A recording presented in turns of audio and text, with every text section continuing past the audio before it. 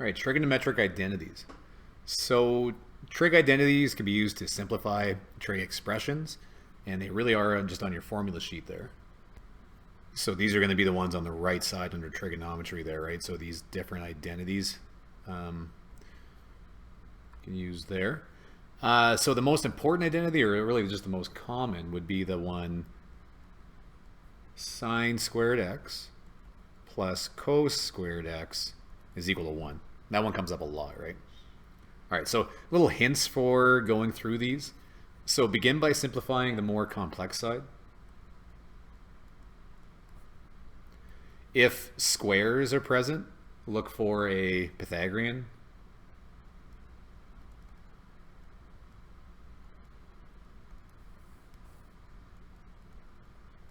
Identity.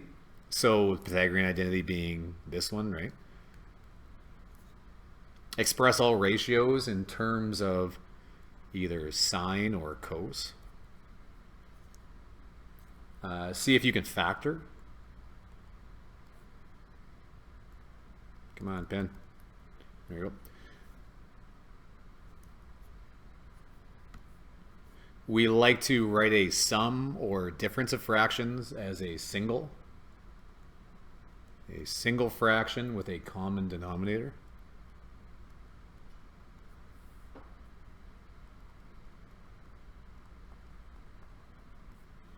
Okay, so yeah, we've been doing this for a while, right? Especially with limits, writing fractions with a common denominator. Look for double angles.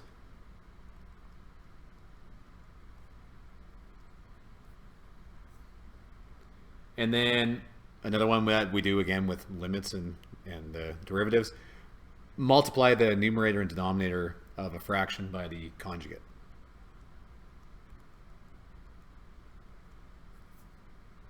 Okay, so let's do some. So express each as a single trig ratio. So this is really an example of wanting to write it over a common or a single fraction with a common denominator, right?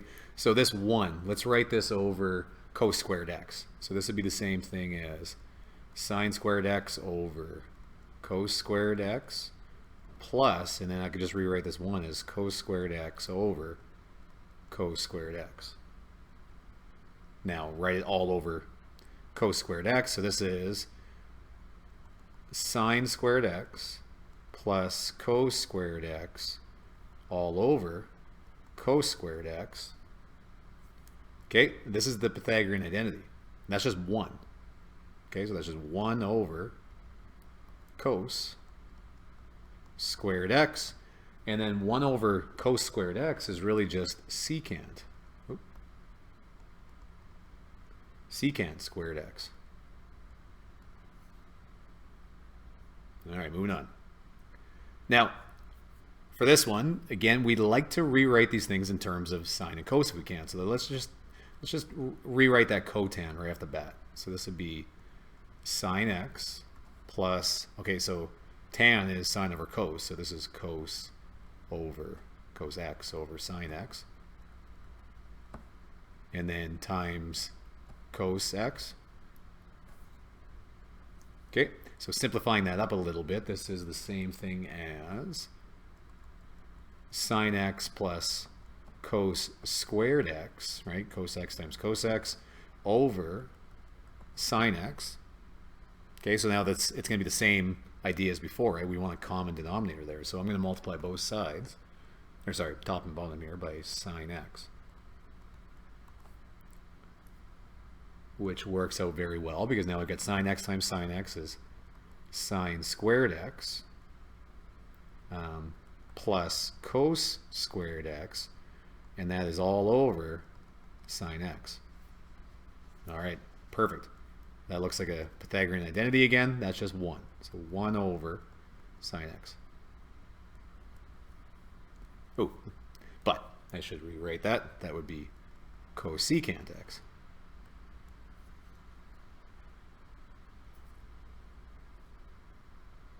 Okay, so now prove the following using trig identities.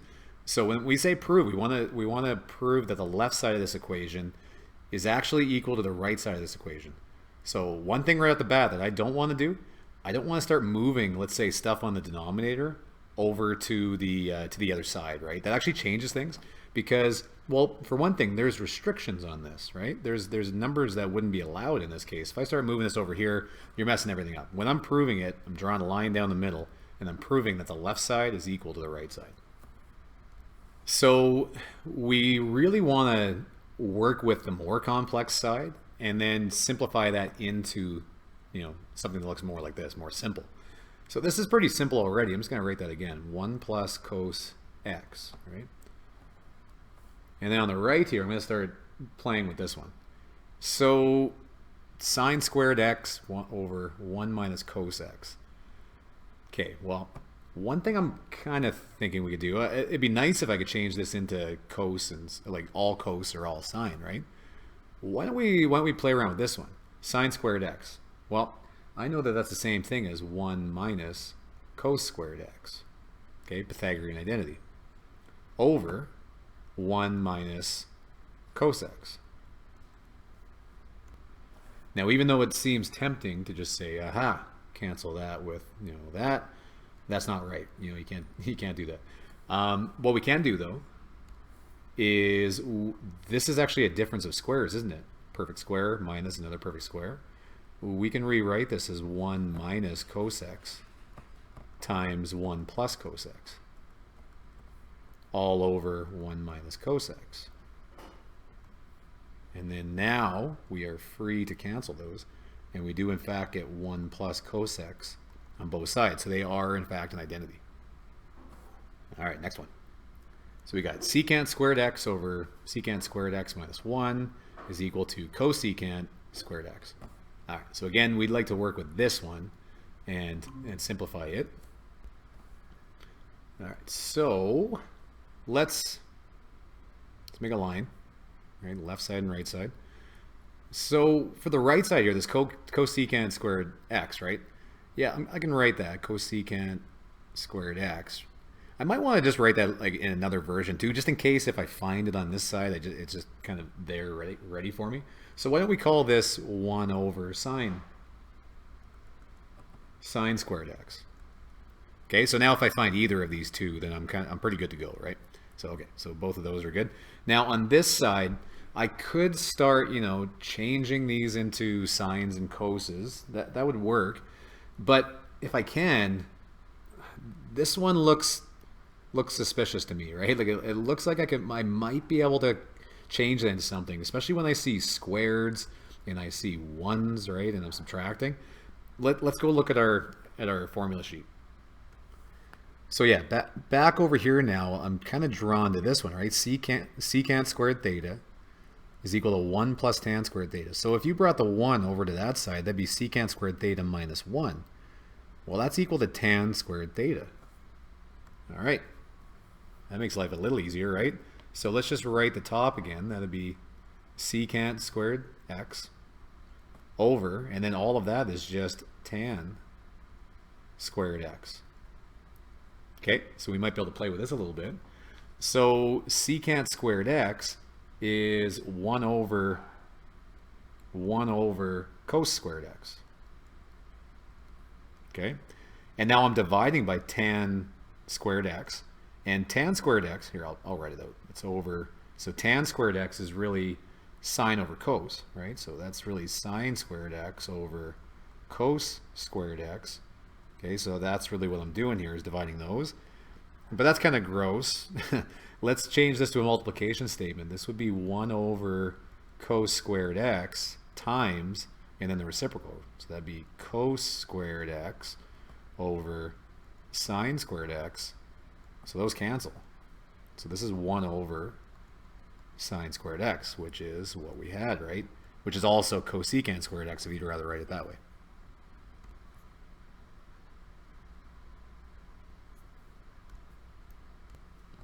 Okay, so now in these ones we're getting into some of these double angle identities.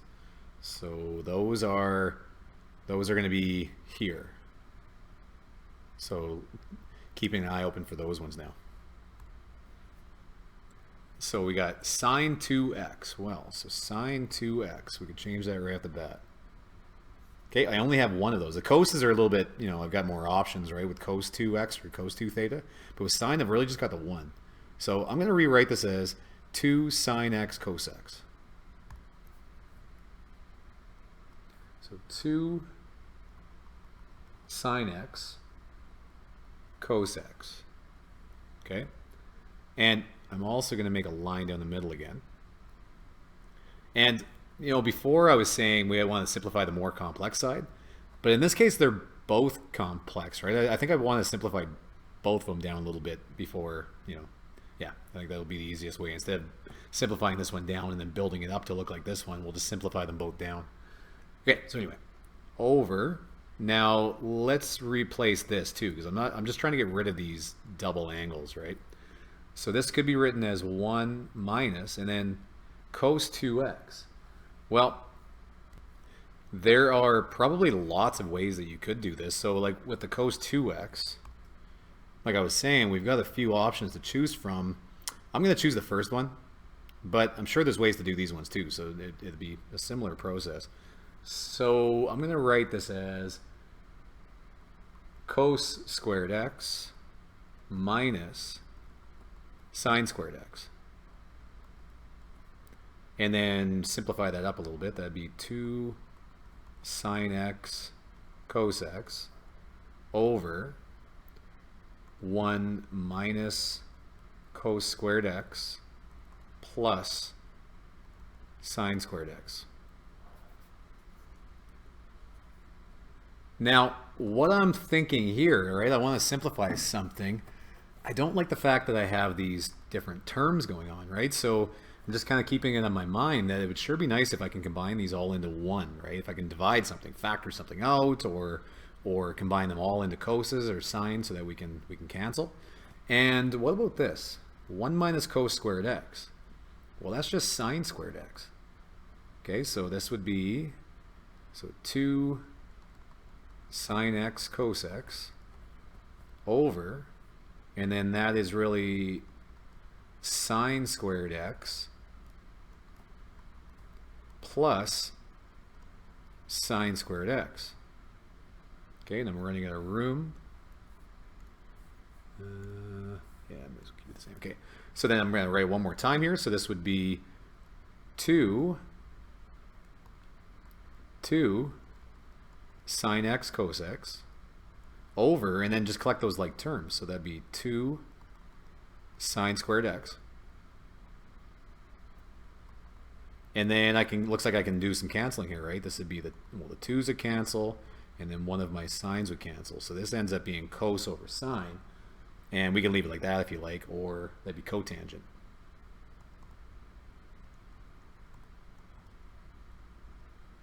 Okay, so there's one side. Now I'm just going to start working on the other side and see if I can get something similar.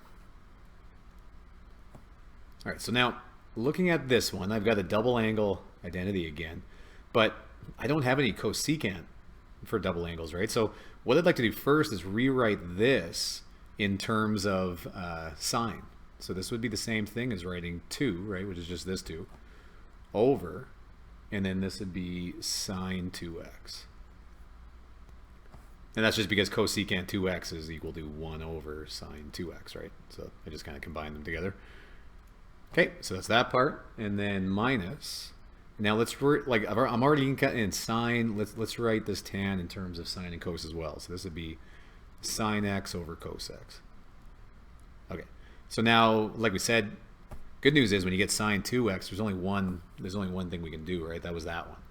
So let's rewrite this as 2 over 2 sine x cos x minus sine x over cos x. Now if I'm going to write this over a common denominator, then I'm going to need to multiply the right side here by 2 sine x, right? Top and bottom. So I could rewrite this now as 2 minus 2 sine squared x. Hopefully you see where I did that. Maybe I'll back up here. I just multiply the top and bottom here by 2 sine x. 2 sine x. So we can put it over a common denominator. Okay, so that would be over 2 sine x cos x Okay, now looking at this one, yeah, not a lot I can do, but I do see that there's a common factor of 2 there, so let's factor that out. So we got 2, and then you'd have 1 minus sine squared x, which is always good. Ones and squareds, right? They quite often are my identities. So over 2 sine x cos x. All right, so that's good right off the bat. Those 2's can cancel. And now 1 minus sine squared x is really cos squared x. So this is cos squared x over sine x cos x. So one of those cancels with one of those. So we've got cos x over sine x, which is in the same thing. That's cotan x. Okay, last one. Okay, so now for this one, hopefully you guys have more room than me. Okay, so in this case, yeah, looking at this, right? This is an addition like of angles. So here, that's going to look like these ones, right? So alpha and beta on your formula sheet. I don't know why that happened. Hopefully it's better on yours. But anyway, so we've got cos of some angle plus some other angle, right? Pi over 2. So let's look at what that is. So that would be cos, and we're adding. So I'm kind of looking over here, right? So cos angle A cos B minus sine angle A sine B. So let's write that one up. So this would be cos x cos pi over 2, and then minus sine x, and then sine pi over 2. And then on to this part, right? So now it's minus sine x. All right, so that was the left side there. So all of that. And then on the right, we had negative 2 sine x. Now, quite often with these ones, especially when we have one of the angles, is that it'll work out, it'll cancel, right? Especially these pi over 2's or 0's, right? So cos of pi over 2, so that's at 90 degrees, right? So your cos value, your x value is 0 at that point. So this is, well, 0. This is equal to 0, which would really cancel this whole term. 0 times anything is 0. Perfect. All right, so let's see what we got left. So now we have negative sine x times, okay, and sine pi over 2 is just 1. Yeah, so that's just 1 minus sine x. Okay, so negative sine x minus sine x is negative 2 sine x. Oh, that was easy. I guess that's all relative. So there you go. These are also identities.